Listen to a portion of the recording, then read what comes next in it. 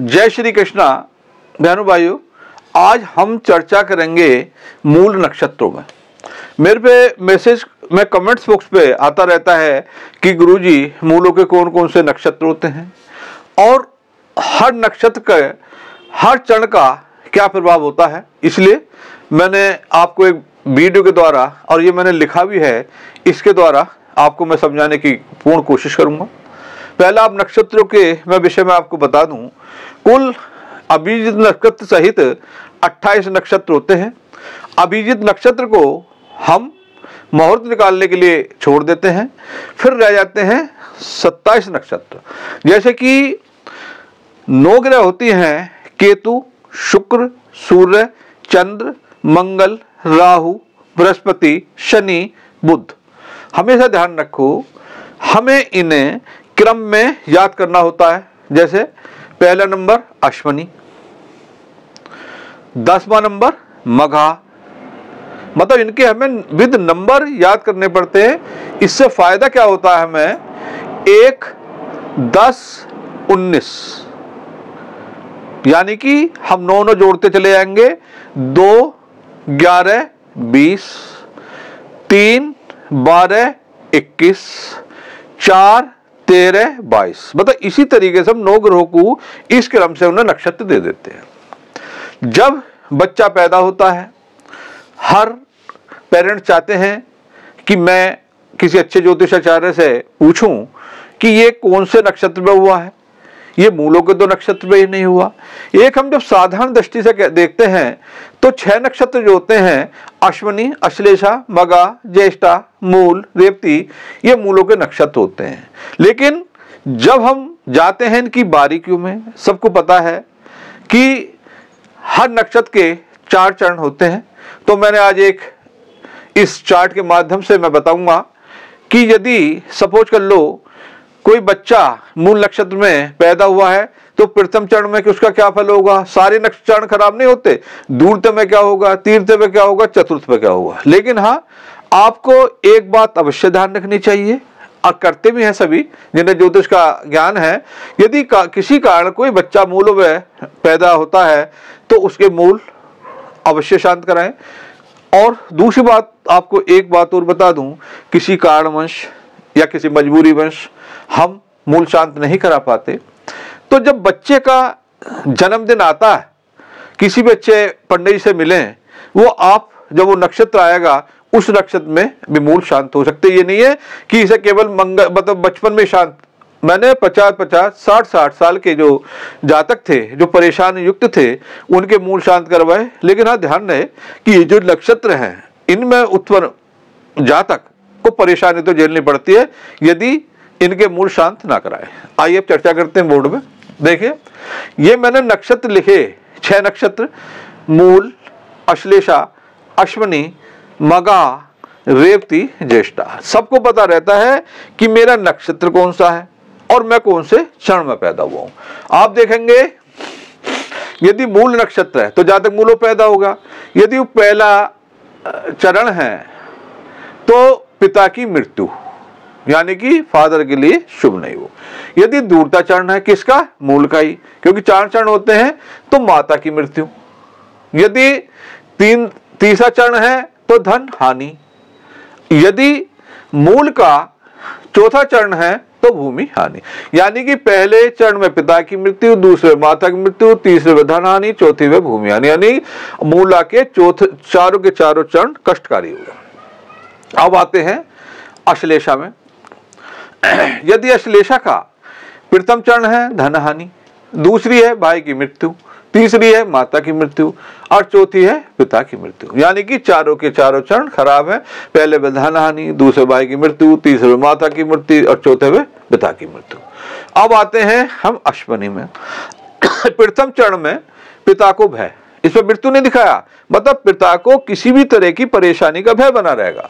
यदि अश्विनी का दूरता चरण है तो जीवन को आराम, यानी फैसिलिटी। यदि अश्विनी का थर्ड चरण है तो मित्रों द्वारा लाभ। देखिए, जीवन को आराम की वस्तु मिल गई, मित्रों द्वारा लाभ हो गया और राजाओं के समान जीवन। यानी कि दैट मीन्स अश्विनी नक्षत्र का प्रथम चरण तो हो गया खराब, लेकिन दूसरे चरण में उसे लग्जरी चीजों का सेवन करने को मिलेगी। मित्र अगर थर्ड चरण में है तो मित्रों द्वारा लाभ होगा, और चतुर्थ चरण है तो राजाओं के द्वारा सम्मान जीवन। मेरा कहने का मतलब यही है, यदि 6 नक्षत्र हैं, एक नक्षत्र के 4 चरण होते हैं, तो सारे के सारे ही नक्षत्र खराब नहीं होते। लेकिन ये ध्यान अवश्य रखें कि यदि किसी भी कारण इन नक्षत्रों में जातक पैदा हुआ है तो मूल शांत अवश्य कराएं। अब देखिए मग, माता को भय प्रथम चरण में, दूसरे चरण में पिता को भय, तीसरे चरण में आरामदायक वस्तुएं, और चौथे में अपनी मृत्यु। यानी कि इसके जो 4 चरण हैं, 4 चरण में एक फायदेमंद हो गया। कौन सा फायदेमंद हो गया? तीसरा चरण, यानी कि पहला माता को भय, दूसरे को पिता को भय, फिर आराम वस्तुएं मिली, लग्जरी चीज मिली, और अपनी मृत्यु। मतलब उसकी हेल्थ के लिए ये अच्छा नहीं होता।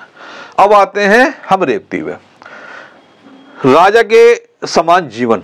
प्रथम चरण में आप देखें राजा के समान उसका नेम फेम हो रहा।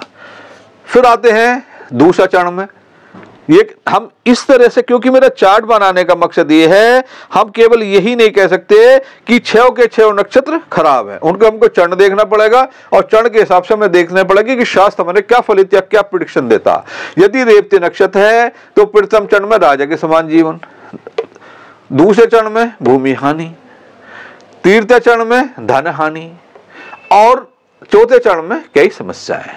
यानी कि 4 चरणों में प्रथम चरण जो होता है वो रेवती का वो अच्छा होता, यानी कि राजा के समान उसका जीवन चलता। अब आते हैं हम ज्येष्ठ नक्षत्र में, प्रथम चरणों में बड़ों की मृत्यु, दूसरे में छोटे का अभाव, यानी कि उसके छोटे भाई बहन बड़ी मुश्किल से होते हैं तो नुकसान का भय बना रहता। फिर आते हैं हम थर्ड चरण में, माता की मृत्यु और फिर अपनी मृत्यु। यानी कि ये चारों के चारों चरण ये खराब हो गए। मेरा कहने का मतलब ये था कि जितने ये 6 नक्षत्र हैं, अश्विनी, अश्लेषा, मघा, ज्येष्ठा, मूल, रेवती, सारे नक्षत्र के जो चरण होते हैं वो अशुभ नहीं होते। इसमें कोई कोई फायदेमंद भी हो जाता, जैसे कि अश्विनी का थर्ड चरण आराम के लाभ, मित्रा के द्वारा लाभ, राजाओं के द्वारा सम्मान। आपने देखा कि जो ये 6 नक्षत्र हैं, इनके 6 के 6 नक्षत्र हैं, है तो मूलों के नक्षत्री, और जीवन में वृद्धि को, हमारे नेम फेम को खत्म भी करते हैं, लेकिन सारे चरण इसके खराब नहीं होते हैं। फिर मैं आपको एक बार याद दिवा देता हूं, अश्विनी, अश्लेषा, मघा, ज्येष्ठा, मूल, रेवती, ये 6 नक्षत्र मूलों के नक्षत्र होते हैं। अब एक किदवंती पता नहीं कैसे फैल गई, वो तो शास्त्रों में है भी नहीं।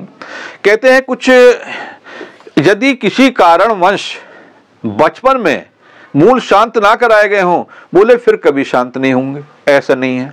मैं इस विषय में अनेक प्रखंड ब्राह्मणों से मिला, वो कहते हैं कि हम इस नक्षत्र को किसी भी महीने में जब ये आए तो हम इसे शांत करा सकते हैं। लेकिन सबसे बढ़िया ये तरीका होता है कि जब जातक का जन्म होने वाला होता है, किसी ब्राह्मण से पहले मिल लिया जाता है, जब वो नक्षत्र आता है उसमें शांत हो जाता है। कभी कभी ऐसा होता है, सपोज कर लो हमारे पर फरवरी वो नक्षत्र आ रहा, हम किसी कारणवश फरवरी में हम यहाँ है ही नहीं, बहुत से विदेश में रहते हैं, इंडिया में रहते हैं, तो इसका एक सब्स्टिट्यूट ये भी है कि हम जिस महीने में आए हैं वो कोई सा भी महीना हो, उस जिस जन्म के समय जो नक्षत्र होता है, यदि हम उस नक्षत्र की शांति कराए जाए तो हमारे इन्हें गंड मूल भी कहते हैं, तो इन मूलों की शांति हो जाती है। आप को कभी भी ऐसा ना घबराएं कि मेरे जो है मूलों में पैदा हुआ हूं तो मुझे परेशानी परेशानी परेशानी आती रहेंगी, ऐसा नहीं है। आपने देखा होगा, यही मेरा मेन मकसद था कि ये, अब आप अश्विनी के देखें तो इसको केवल एक नक्षत्र में तो पिता को तो है, कोई ज्यादा परेशानी नहीं है, लेकिन 3 चीजों के लिए ये जीवन में आराम, मित्र द्वारा लाभ, राजा के द्वारा जीवन प्राप्त होने में फायदे रहते हैं। आपके जो हम मिलेंगे मांगलिक दोष में एक हम वीडियो बनाएंगे, क्योंकि इस पे इतनी आपस में कंट्रोवर्सी है मांगलिक में। बहुत से कहते हैं कि कर्क लगन के लिए, सिंह लगन के लिए मांगलिक दोष नहीं होता, क्योंकि इन लगन के लिए मंगल योग कारक बन जाता। बहुत से कहते हैं कि यदि मंगल अपने घर को देख रहा है तो मांगलिक दोष है या नहीं। फिर बहुत से कहते हैं कि इसे क्या लग्न से ही देखना चाहिए या इसे दूरते भाव से भी देखना चाहिए। इसकी चर्चा करेंगे हम अगली वीडियो में। मिलते रहेंगे ऐसी ज्ञानवर्धक वीडियो के साथ। जय श्री कृष्ण भगवान की।